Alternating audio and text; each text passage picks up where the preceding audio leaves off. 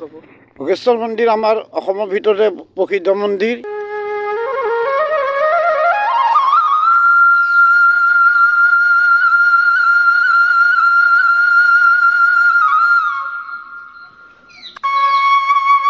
ইয়াত লাখ লাখ ভক্তৰ সমাগম হয়। এই মন্দিৰত আচৰিত কিছুমান বৈশিষ্ট্য আছে। ইয়াত ভক্তসকলে যিটো মনেৰে কামনা কৰে সেই কামনাই পূৰ্ণ হয়। এইখিনিয়ে ক'বলৈ মই বিচাৰিছোঁ।